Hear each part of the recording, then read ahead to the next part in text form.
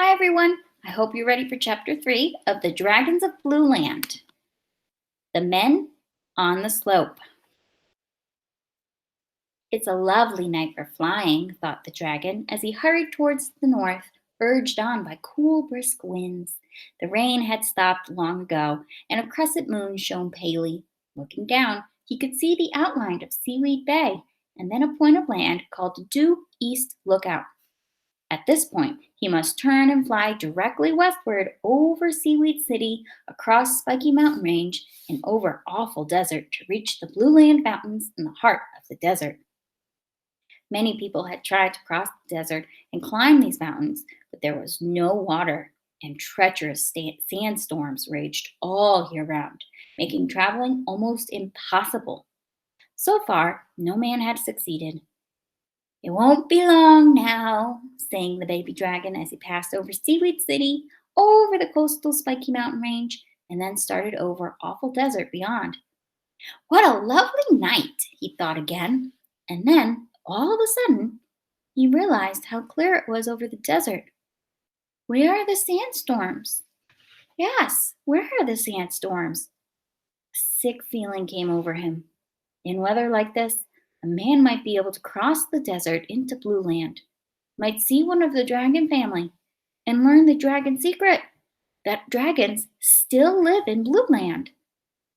Faster and faster he flew, and way up ahead he saw a tiny light where the mountains rose straight up out of the desert.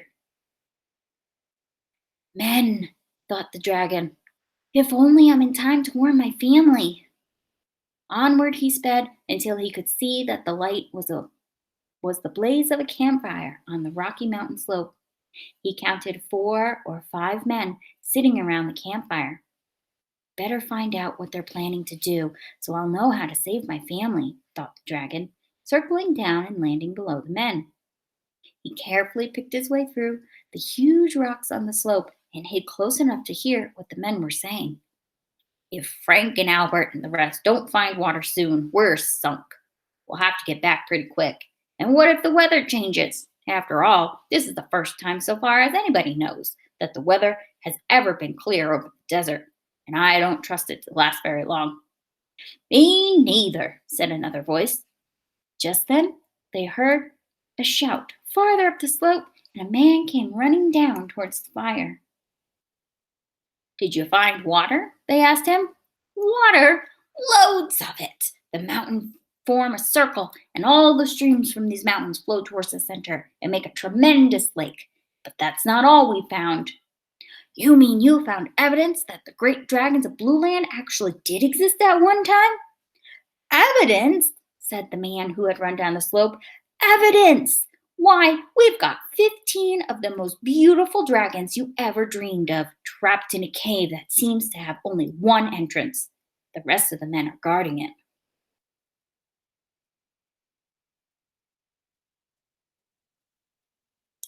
"15 trapped in a cave?" moaned the baby dragon. "Why, that's my whole family, my 6 sisters, 7 brothers, and my dear gigantic mother and father. I'm the only one left to save them. But why didn't they fly away?" He listened to the men again. "How do you know you have 15 in a cave?" "We took them by surprise. They were asleep at the entrance, and when they saw us, they rushed inside. What a sight!" 15 dragons, one of the men whistled. "What did they look like?"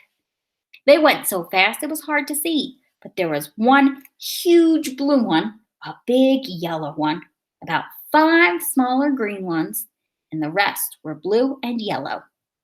They all had red horns and feet and gold-colored wings." "I can't wait," said one of the men. "Why, every zoo in the country will want one." "Oh no," groaned the horrified baby dragon, hiding behind the rocks. That was the end of chapter 3. In our next video, we'll read chapter 4, In the Cave. I hope you enjoyed, and I will see you again next time. Bye.